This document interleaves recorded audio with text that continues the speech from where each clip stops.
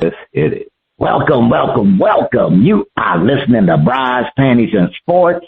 The NFL season is right around the corner. Major League Baseball is heating up. The WNBA is playoff bound. Sports fans are just delighted. I mean, it's just all sorts of stuff going on. Usually it's a boring summer, but not this year. I mean, this is stuff happening in the world of sports. I'm Spitface. Please welcome our host, the First Lady of Sports Talk herself, Cheryl Smith. Hey, good morning. Good morning. Yeah, it seems like it's always usually a boring sports time in July, but I don't know. This year seems to be very exciting going on in July. A lot of sports news. Yeah. Hey, and First Lady was really nice. It's a lot of it is just mainly sports. You know, it's not the off the field. It's the, it's some action. There's some action happening. And, and it's nice to, see that the Caitlin Clark fans are hanging out. I think she tweaked something and they was on it. Come on, Caitlin. So, hey, it's a good thing. This week on Shout Out, we have performances from Phaze 2. They ain't Phaze 1, they Phaze 2. When they find their shining star or get the cold feel of the mute button, First Lady, we're ready. What you saying? Each week, we try to figure out what is going on in the sports world. Not the plays of the week, more like the players of the week. Or they try to tell us something, so we ask, what you saying? Fly, little birdie, fly. Time keeps on slipping into the future. Time keeps on slipping into the future. So I want to fly like an eagle to the sea. Fly like an eagle, let the spirit carry me. I want to fly right into the future. The little birdie known as J.J. McCarthy and the Minnesota Vikings feel they can fly to the top of the NFC North and flap those little wings all the way to a Super Bowl championship. Every team in the league feels this way before the season starts, but the Vikings have proven they are not a team to be discounted. They have a few questions, but the big one is this. Will JJ prove to be Dyno Mite or fizzle under the pressure of proving that letting Sam Darnold leave was not a good decision by the Vikings? George Foreman, Marvelous Marvin Hagler, both rest in peace, Bernard Hopkins, Roy Jones Jr., and the Steve Miller Band are asking, what you saying? So, J.J. McCarthy, he really hasn't played since college. And he played for the Michigan Wolverines. And when he played for the Michigan Wolverines, they really didn't rely on his arm. They was a more of a running team. But, many pundits says his arm strength is now on par with the top quarterbacks from his draft class. He's coming off a torn meniscus injury last year, which prevented him to having his rookie year. And he's in a tough division. Can he be Dynamite, or is he going to basically fizzle out? Or, some people are calling him a bust. And while he played 3 years in college, he left with over 6,000 passing yards, 49 touchdowns, and 11 interceptions for his college career. Spitface, I'm on the fence with J.J. McCarthy. I really am on the fence because I think he has the best situation to land in. He has a great offense around him, good defense, one of the best offensive minds in Kevin O'Connell. Justin Jefferson basically has said about J.J. McCarthy taking over the Vikings starting quarterback position. He said, quote, "I want him to be just as confident as I am of him." So, that's when your star wide receiver is giving you, those type of confidence, putting confidence in you. You would expect J.J. McCarthy to be dynamite. He has a high expectation because of what Sam Darnold did last season. However, several media outlets have picked him to be a bust. Bleacher Report, Sports Illustrated, and The Herd, Colin Cowherd. So he has pressure on him. And, to me, having pressure to win with his injury, if I had to make a pick, I would say he's going to fizzle out. Now, I don't think he's going to be a bust. He's not going to be a bust. I surely do not expect him to have the year that C.J. Stroud had in his rookie season. I don't expect him to have the same year that the Washington Redskins quarterback, Jaden Daniels.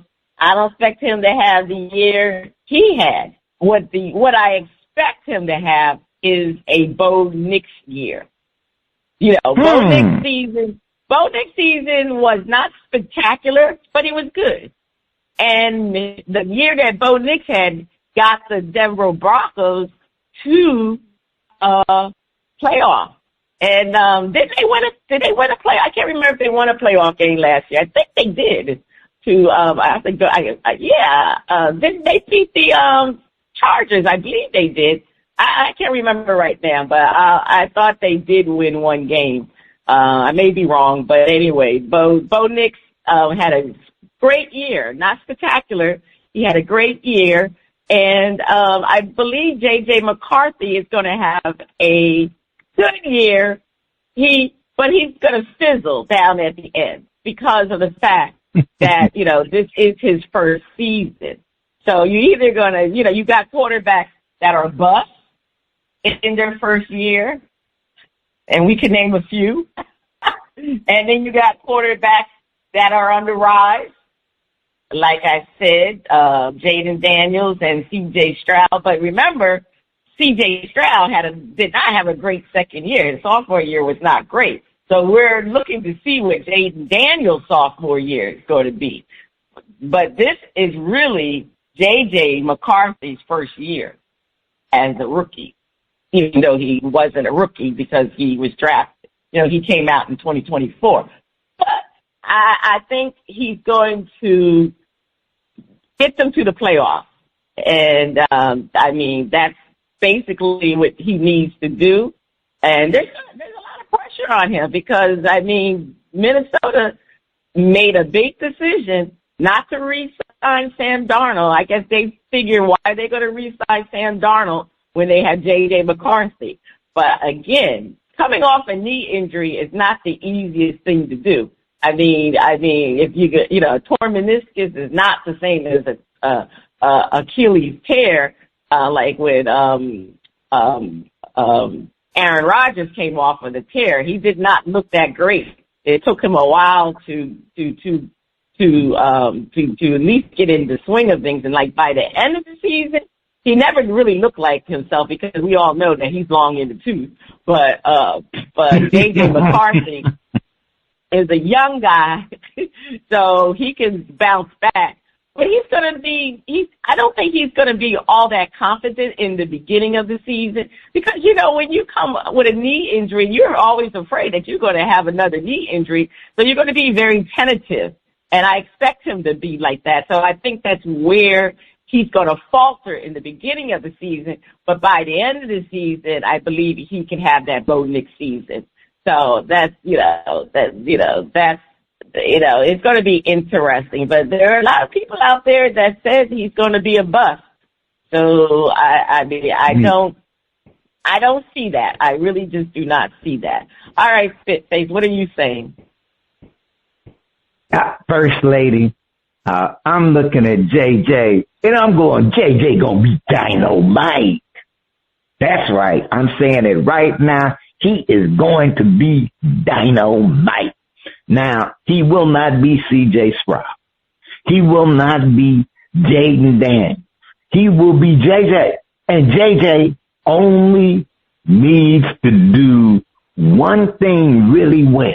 And that one thing is not give the other team the ball. That is all he got to do.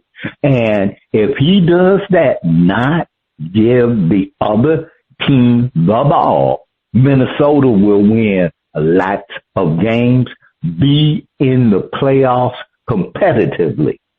Now, his stats may not be stellar, and I think you on to it, First Lady, when you say he'll have a Bo Nix type of season. But I think he'll have a better season than Bo Nix in the win-loss category. And the Vikings are in as a Bear fan, it's so nice to say this, in a tough division.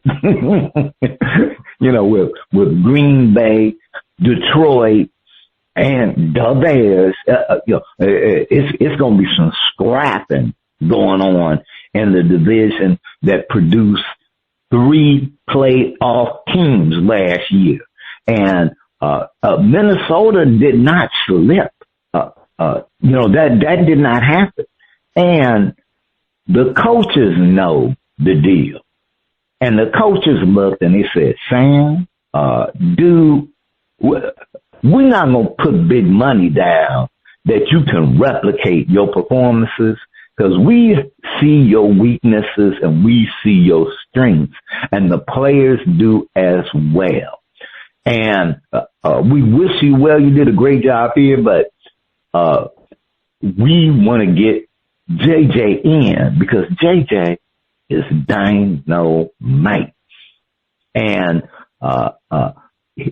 one of the and JJ is also fortunate to be in Minnesota instead of being in Dallas or New York or some other places where because of C.J. Stroud and Jaden Daniels and got to give them props, they have set unrealistic expectations for rookie quarterbacks.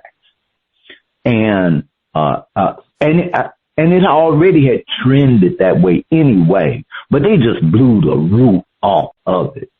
So now, fans in some of these, markets, they're like, well, if you get drafted number 1, 2, 3, you're supposed to be the next C.J. Stroud or Jaden Daniels. And these guys, C.J. and Jaden, they are not average.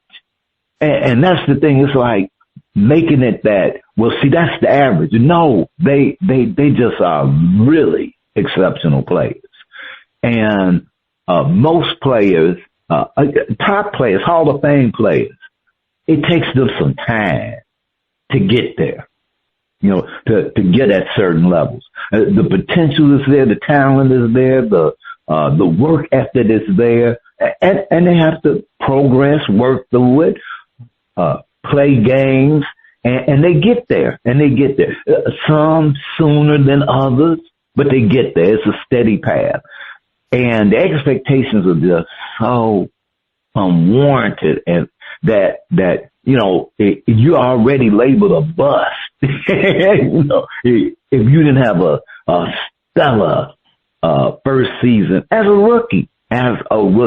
Oh God, management made a terrible decision because this person didn't manifest as a superstar in their rookie season. At quarterback, the toughest position in the game. So JJ, not JJ, I ain't really rooting for y'all that much because I am a Bears fan. But because I'm just so proud of my NFC North division being so darn tough, show 'em, boy, get 'em. That's what I'm saying, personally. Yeah, so I just think with the competition in that division, it's going to mean that J.J. McCarthy really is going to have a Sam Darnold type season. So the question is, will he have that type of season? So, I mean, I see you think he's going to be dynamite. Like I said, I don't think he's going to be a bust, but I think he's going to be fizzling out later on in the season. And I think he'll get better in the season, but it's not going to be good enough to go to the Super Bowl, which people are predicting. I don't know how they're predicting that, but anyway. So anyway, over to you, Spitface. All right, don't call it a comeback. I've been here for years, rocking my peers and putting suckers to bed, making the tears rain down like a monsoon. Listen to the bass go boom. Explosion, overpowering, over the competition. I'm towering. Wrecking shop when I drop these lyrics that'll make you call the cops. Don't you dare stare, you better move. Don't ever compare me to the rest that all get sliced and diced. Competition paying the price. I'm gonna knock you out, huh? Mama said knock you out, huh? We are talking about the knockout punch to the baseball, otherwise known as home runs by Cal Raleigh to win the Major League Baseball 2025 Home Run Derby. Cal became the first catcher to ever win the title.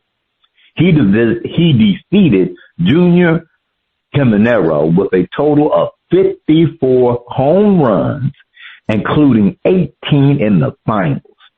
Riley's performance included a standout, now get this, 513-foot home run, showcasing his dominance in the competition.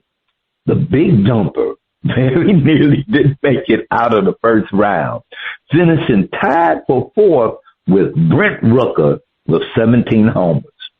But his longest ding of the round surpassed Rooker's by about an inch, 470.62 feet, compared to Rooker's 470.54, allowing him to take the tiebreaker and move on. It's the home run derby, the most competitive and interesting part of the All-Star program. Leroy Satchel, Paige Walker, Buck Leonard, and James Poole Papa Bell are asking what you saying. First Lady, there was a time when I had watched the Major League All-Star game, and just because I wanted to see these great players. But no time watching it did I think it was a good game. But I got to see these guys and I want them to hit, come on, give I didn't care about the score or whether the AL won. Well, not exactly, depending on the mood, whether the AL or the NL won. But mainly to be able to see these top players. And the thing about baseball is, baseball is a sport where, if you can't run, you might be able to hit. If you can't hit, you might be able to catch. You might be good at catch. You could have all your faults and play baseball and have something where you good at. So, to me, it's the, a sport all kids can play baseball, cause maybe you're good at throwing, you can find that little talent that you can have fun playing baseball. And, you don't have to be good at everything, but you enjoy seeing these players. Now, I'll say that, maybe the ebb and flow, the home run derby, was okay. But lately, oh man, lately, when the home run derby, you know that they trying to knock that ball out. And it is exciting. It is interesting because it's some true competition. You know, the game itself is sort of competitive, but the home run derby, these guys, they want to win that. And in many ways, I say it's better than the NBA's dunk contest. And because a lot of the dunk contest is subjective. Did you like the toy? Did he do that? Whatever. So there's a lot of subjectiveness. But that home run derby, you either knocking it out, you either get, and then they added the little distance twist in there.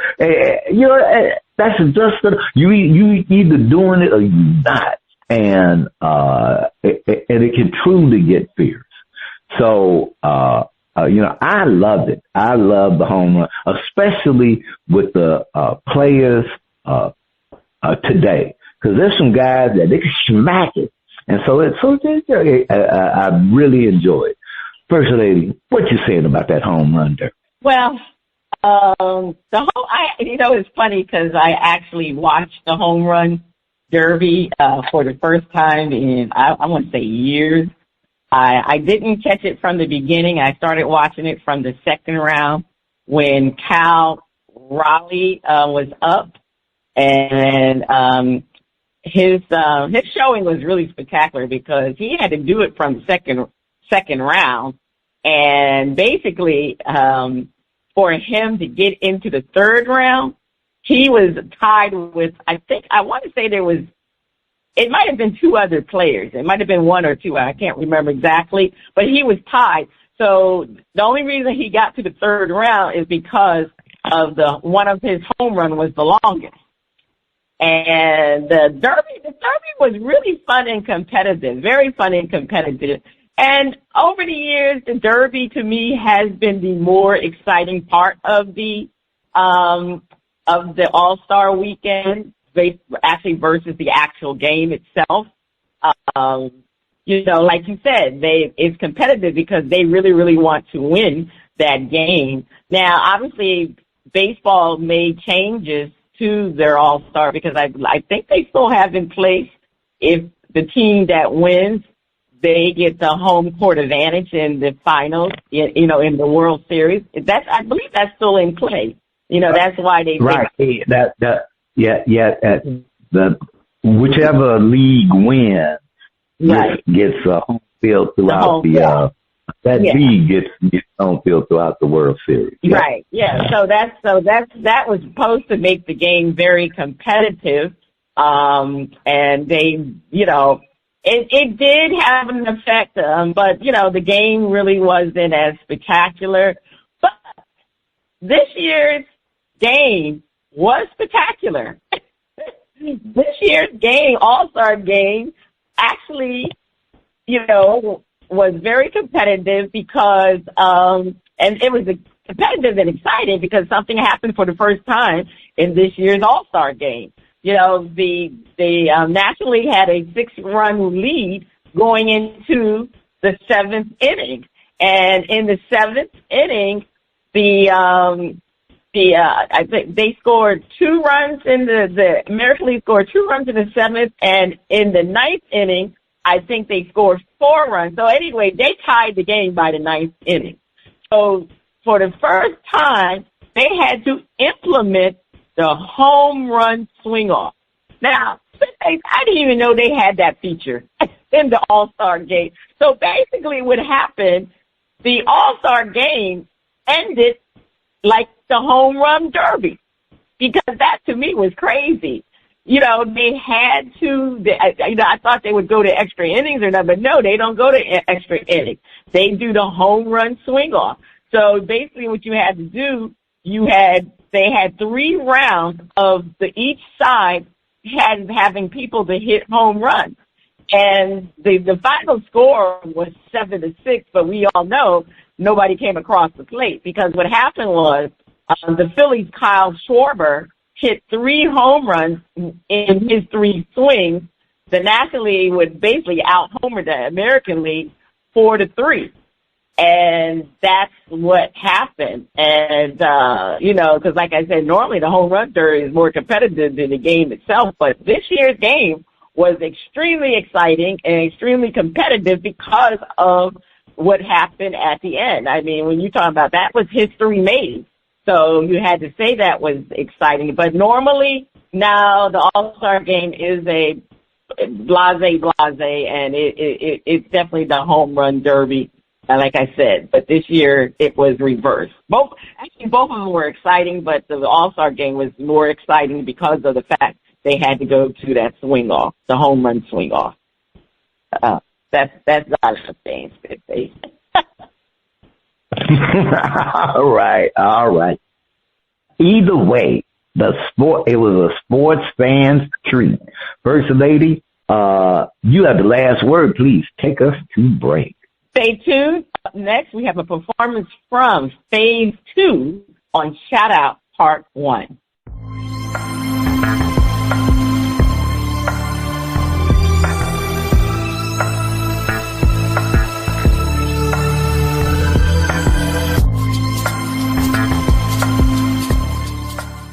The music flows in from around the globe to get a shout out from the panel. First Lady, I can't wait to hear the music from Phase 2. On Shout Out, we feature new independent artists who are looking to find their shining star. If we like what we hear, we'll give the track a shout out. If we don't like it, we hit the mute. On the first part of Shout Out, we are featuring music from Phase 2 out of South. And their hit, so they're from the South, 30 down South, and their hit album, Misty. They say since 1997, Phase 2 has been providing smooth and funky jazz sounds on the local music scene in the Washington, D.C. area. By honing its craft of delivering quality music to their listeners. Phase 2 has embarked on a journey to show the world that many talents that this jazz band has to offer. All right, DJ, let's hear Me and You. All day, all night, when I'm with you, everything is all right.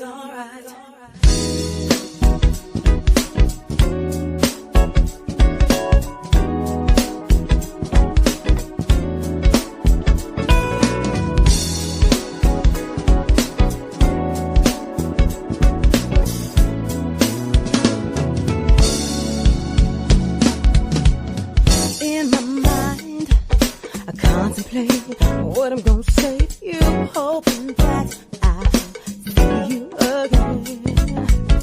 Candlelight and roses just the two captain moments that we let get away.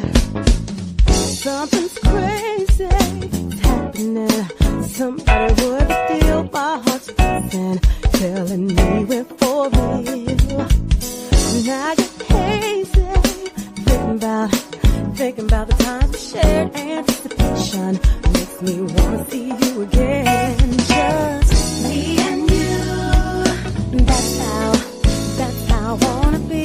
Me and you. So happy. Me and you. A sweet love memory. Me and you. Oh, baby, when the stars are twinkling.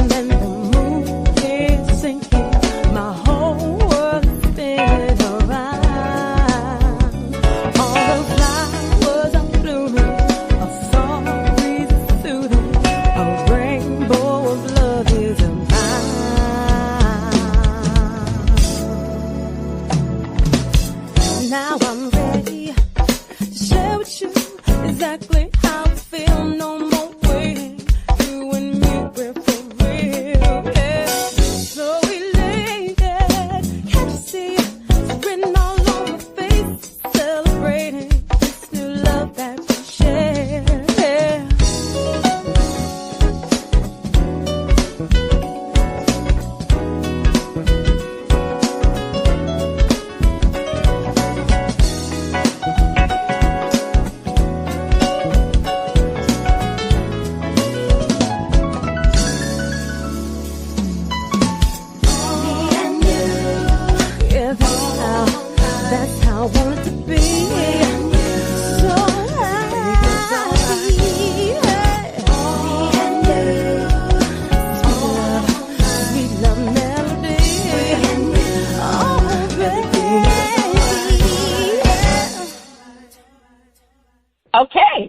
says, that's it?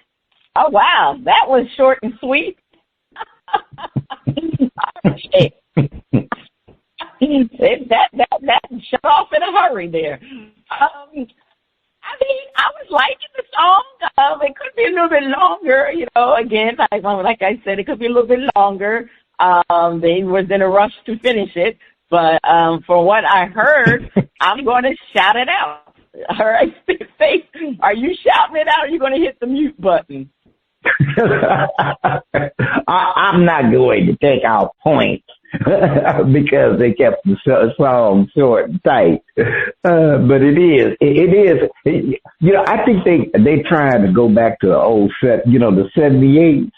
Before you had the 45, you had the 78, and all the songs were like about 2.5 minutes, back in the day. Oh God! But I like they got a groovy tune.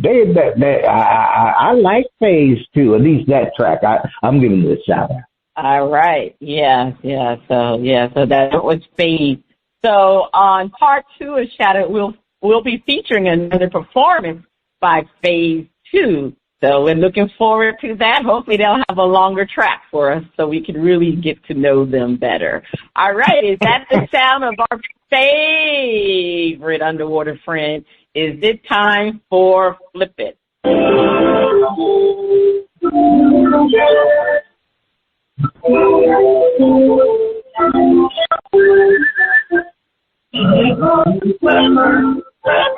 Faster and mighty, no one you see is smarter than me. And we know we're missing a world of wonder, flying there under the sea.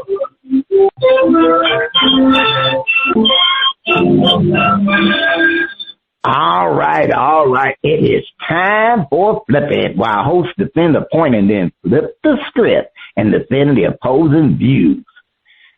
But before that, First Lady, maybe they gonna come out with Phase 3 and they have longer tracks. All right, there are many pundits. There are many pundits who declare the Kansas City era is over. And the big dogs are the Denver Broncos. We wonder. Sean Payton and his Broncos will be kicking the Chiefs to number 2 in the division. First Lady, I'm looking at Denver. I'm looking at Sean Payton. I'm looking at Bo Nix. I'm looking at that defense. And now, Sean does not have the Super Bowl resume that Andy Reid has. And he did win a Super Bowl. So it's in him. And he's hungry. And Sean Payton knows that this is probably his last go round and he wants to go out on top. And he proved that he could get rid of a Russell Wilson and take a young quarterback and win some games. Get them in the playoffs. Kicking some doors down. When they was looking like they was going to be someplace at the bottom of the division. So he did a masterful job. And KC has gotten a little long at the 2. Yeah, I'm talking about you, Kelsey. Even though you still a bad man, you got it along at the 2, I heard you laid off the cookies. So you slimmed down a little bit, You actually decided to, get back into the groove there. But, besides that, you can't count a Patrick Mahomes out. And last year showed that, they were winning by their chinny chin chin. And when they got to the Super Bowl, they got exposed.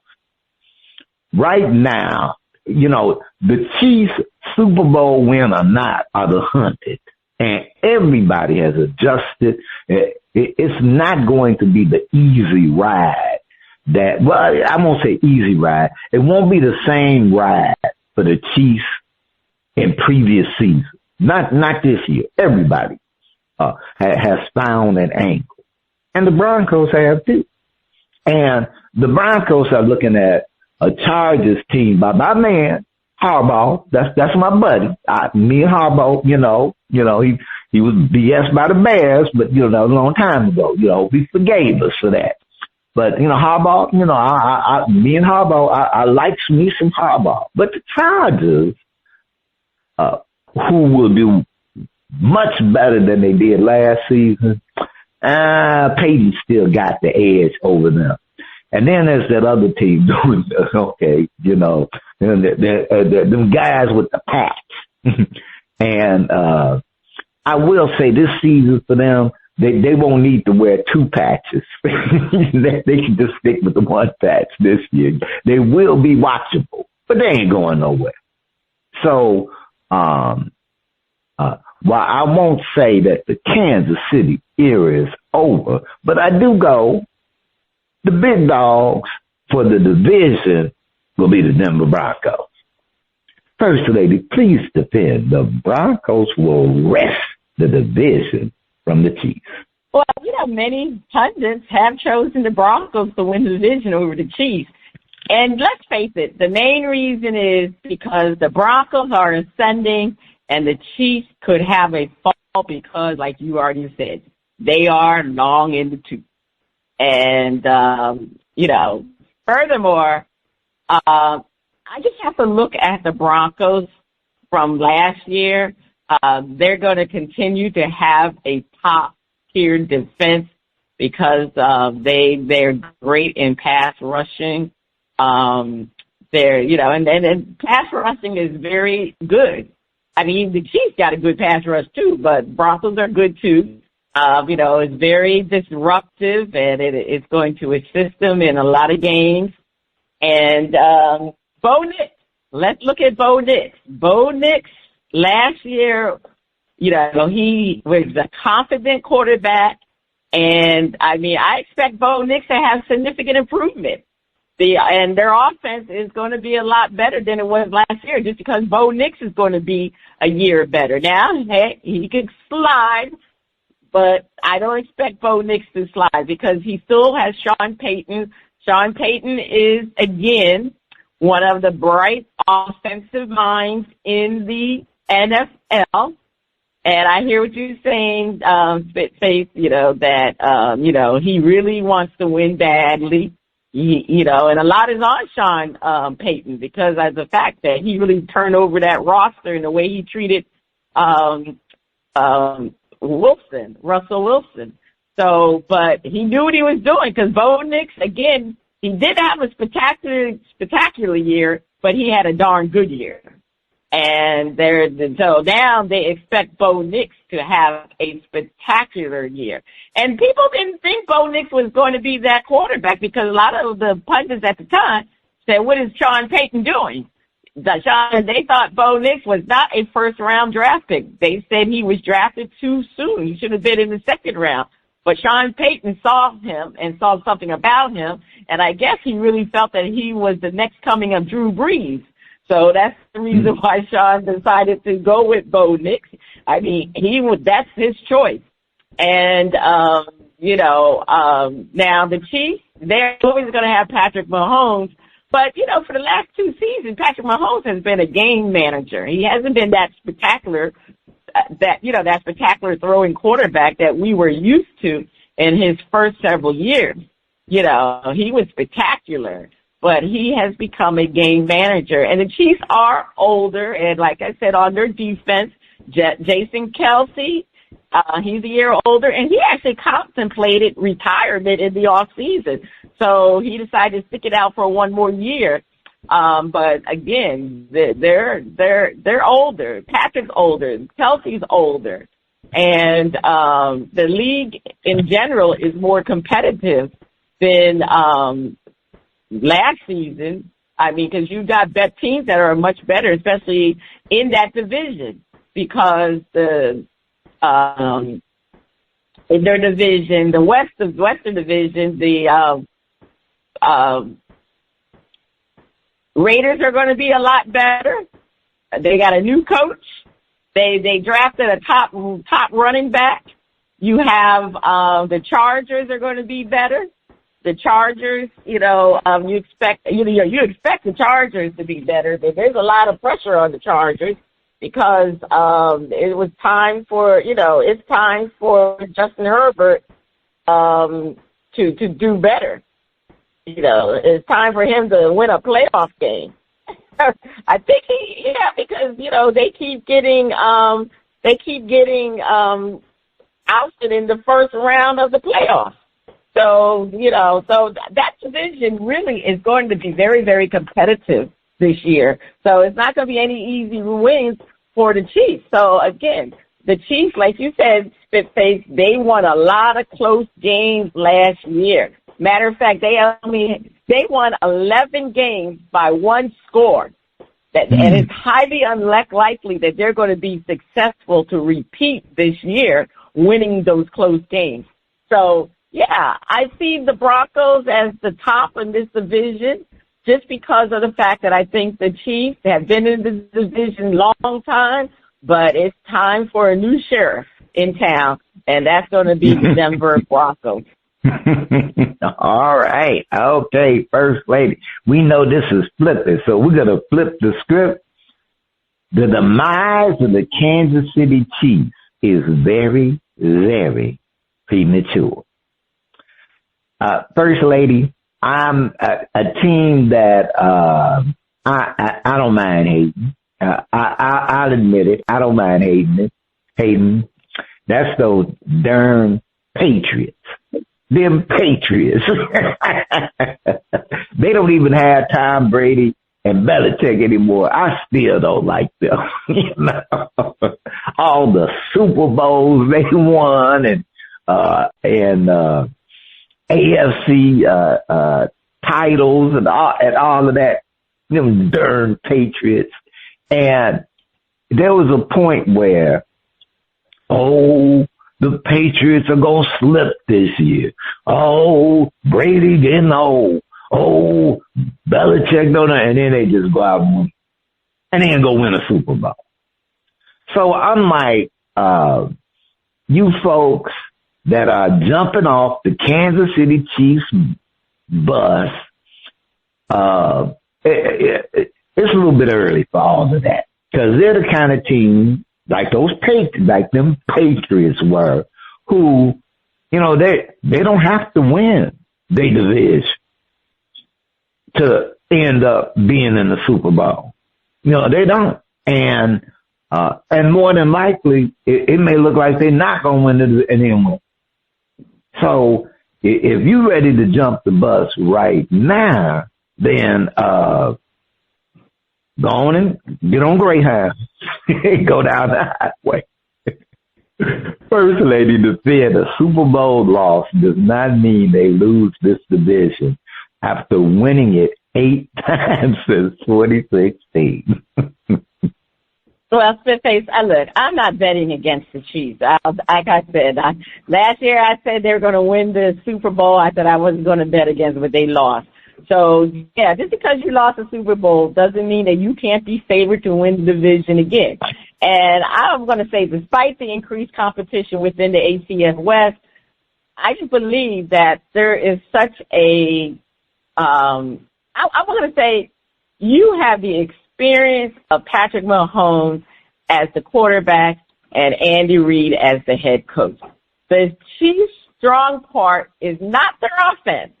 Now, it is their defense. Their defense really has saved them in several different games last season. But they got a great secondary, and of course they got great pass rushers in Chris Jones and George Karlaftis. I might be saying his name wrong, but anyway.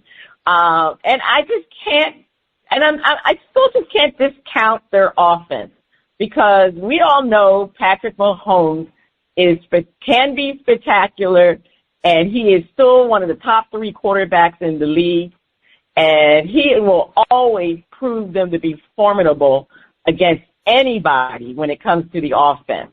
And the Chiefs just know how to win games. That's their biggest thing. Because of their experience, they have the best quarterback, one of the best coaches. I just cannot see the Denver Broncos overtaking the Chiefs. And number reason why is, do we really know that Bo Nix will have, again, a spectacular sophomore year? A lot of quarterbacks, we all know what happened to C.J. Stroud. They have that sophomore slump. And I'm sorry, Sean Payton is not Andy Reid. Coaching matters in the NFL. And it's still, Andy Reid offensively, to me, he's a much better offensive-minded coach than Sean Payton. Now, I just think when you look at these two teams, Mahomes is number one when it comes to quarterback. Defense, as great as the Broncos' defense is, the Chiefs' defense is better. Coaching, who you going to pick, Andy Reid or Sean Payton? I'm going to pick Andy Reid because Andy Reid is a better coach. So I still believe that the Chiefs, regardless of the fact that everybody is saying they can be taken out this season, I mean, you have some pundits don't even have the Chiefs making the playoffs. Can you believe that? You don't have the Chiefs making the playoffs? No. The Chiefs, like I said, yes, Kelsey is not the player that he was years ago, but he's still a good tight end.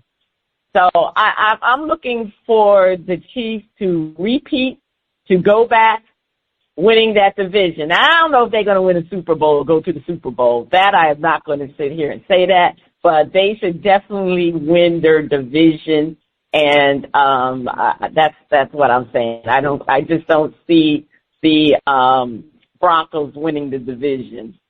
So I believe in the Kansas City Chiefs. I mean, they won it 8 straight times. How do you expect them not to win it? So anyway, definitely going with the Chiefs. All right, First Lady, you say you win it 8 times. You ain't ready to take them off the list. First Lady, over to you for Flip It. The Dallas Cowboys open training camp next week. Micah Parsons still hasn't received his big money long-term contract extension. Parsons' value to the Cowboys is through the roof.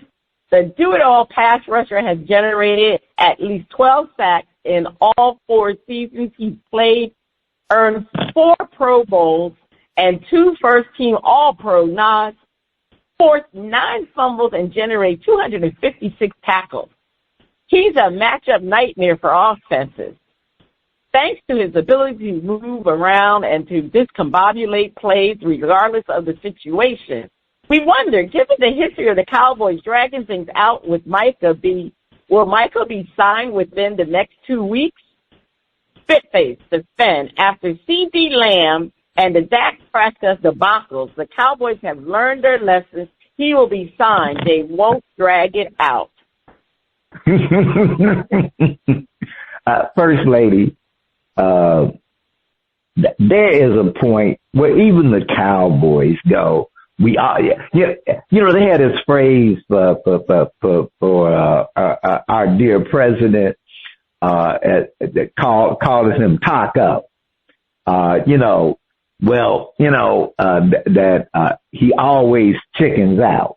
Well, I'd have to say the Cowboys are cocko.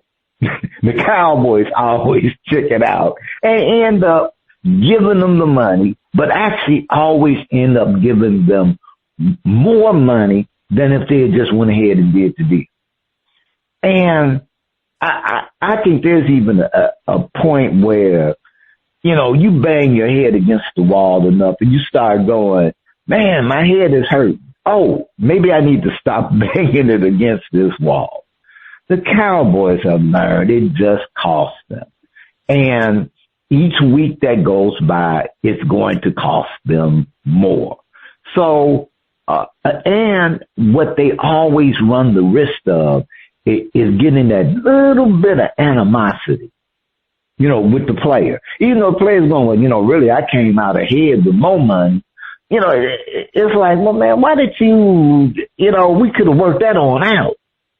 So, I think they are banging their head against the wall enough on dragging things out with players. And it always ends up impacting the season in little ways. But you don't need that. So, Cowboy fans, you can, be happy. Mr. Parsons ain't going nowhere. He's going to be a Cowboy, and they're going to get it all handled within the next 2 weeks. That's what I'm saying, First Lady. They done learn their lesson. They gonna learn their lesson. Yeah, Jerry Jones and the Cowboys will finally learn their lessons because we all know they need to resign Micah Parsons now. And yeah, it's gonna cost them a lot of money because he will demand the top prize as a rusher.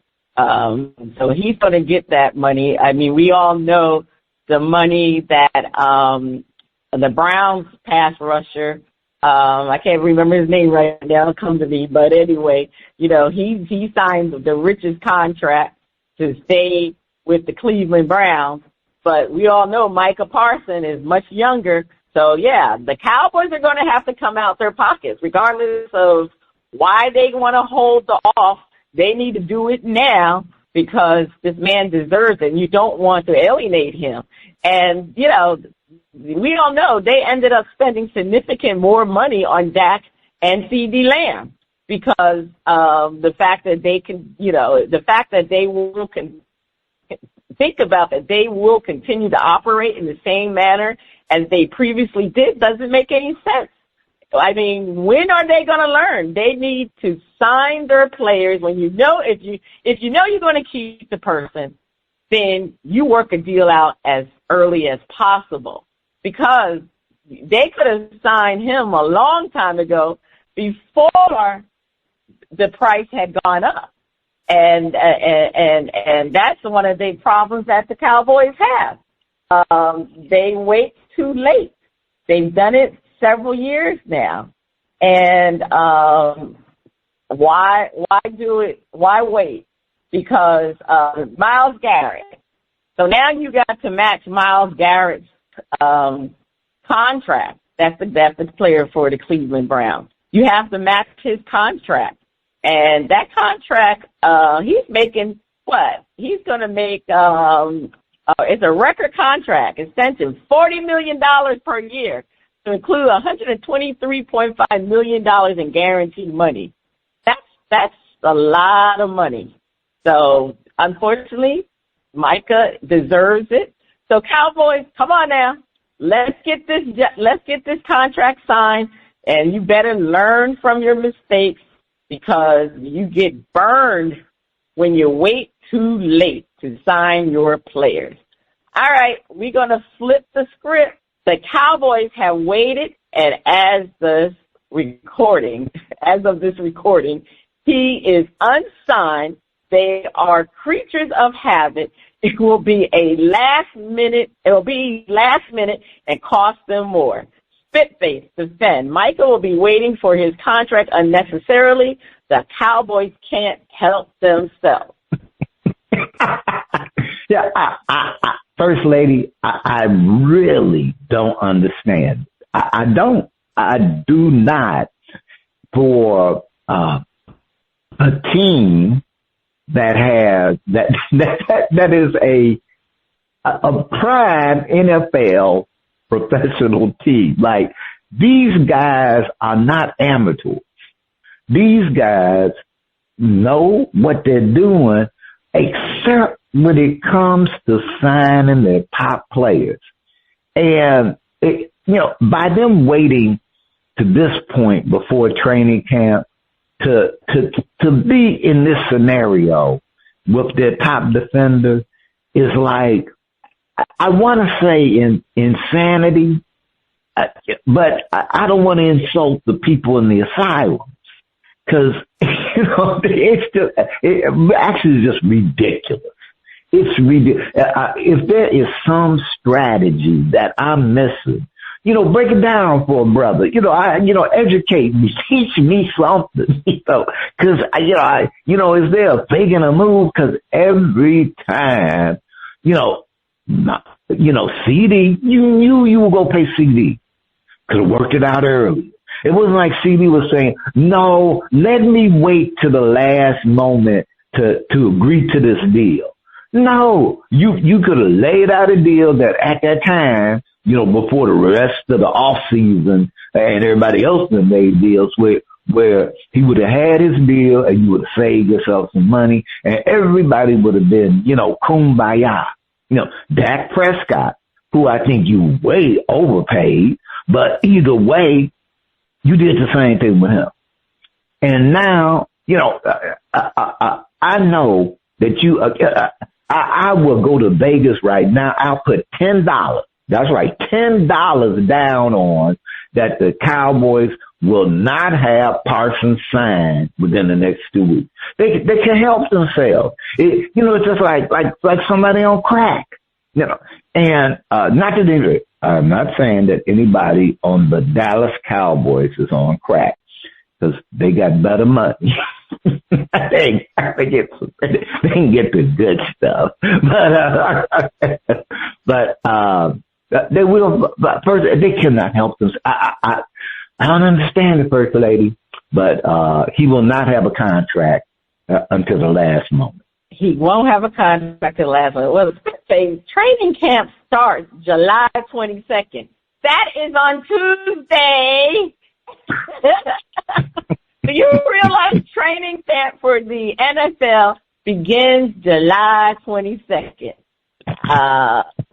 That's like from the date of our recording, that's 5 days away. So when is the deal going to get done? Obviously, he can't come to training camp without a contract. Now, back in April, actually it was on April 1st, this is what Jerry Jones said. I spent 5-6 hours with him myself. Had a lot of discussion. Most of the issues we're in agreement on, and I discussed it all. But obviously, we don't have an agreement relative to a new contract. Micah's under contract, so we'll see how that goes. It's not uncommon for me to visit directly with players. It's a particular case. That's the way I'm doing it. So, is this what you do every season? When you got a player that you have to renew their contract, you talk to them and you bog down the negotiation? That's what it seems like to me, Jerry Jones, that you're the problem. Because you're going to say in April that most of the particulars are finished, but we still got work to do. What work was being done from April to July? That's like 3 months. And you still do not have a contract with your best player, and training camp starts on July 22nd. Is this for real? What is the issue? Is it Micah Parsons? No, I don't think it's Micah. It's obviously Jerry Jones. I guess, the Cowboys like operating like this, which, like you said, Spitface, it just doesn't make any darn sense. It's just what you said. They on crack. We already know that they're not on crack, but they act like they're on crack.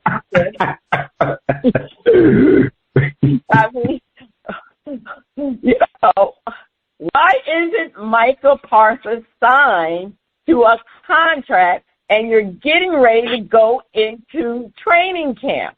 Why? It's ongoing negotiation. It's the length and financial terms. They said they both have reached an agreement at some point on the particular. I think the issue is the length of the contract, the overall financial package, maybe the guaranteed money. That's usually always the sticking point, the number of years and how much of the money is guaranteed. Again, because you waited to sign this man, because you could have signed him before Myles Garrett did his humongous contract. So now, Micah Parsons Jordan is looking to get paid what Myles Garrett has gotten paid. So I can see where that's going to be a sticking point because that contract is ridiculous. But if you had done it before, because you guys are a creature of habit, you need to get out of being a creature of habit and get this man signed. But we already know that he will be signed before before the training camp. To be honest with you, he said he's under contract. Yeah, he's under contract, but you know, his contract, yeah, he will be under contract. His contract for 2025, he does, Jerry Jones makes it quite aware that he does have a contract through the 2025 season. So, they exercise that 5th-year option. So that means, though, he is obligated to report to him. But we all know, Spitface, that doesn't happen. It never happens.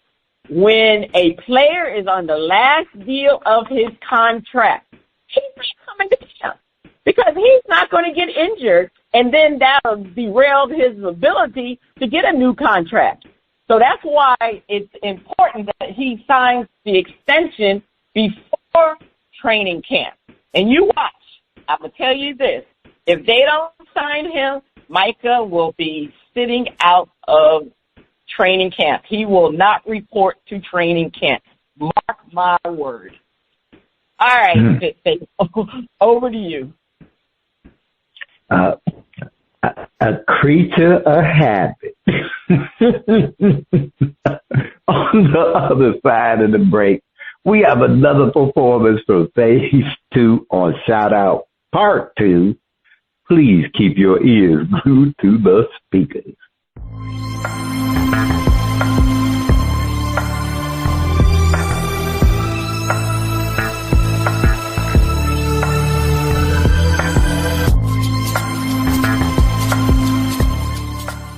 Welcome back. The music flows from around the globe to get a shout-out from the crew. Spitface, over to you. All right, on the second part of Shout-Out, we are featuring more music from Phase 2. Let's hear Funny How Time Flies. Okay, First Lady, I don't know if this was going to be another 2-minute song, but we shall see.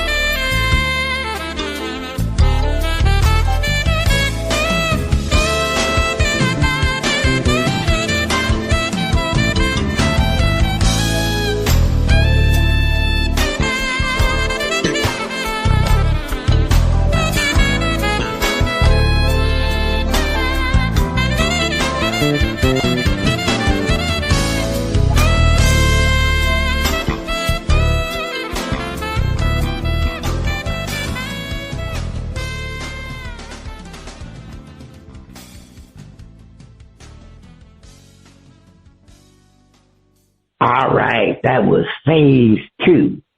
Funny how time flies.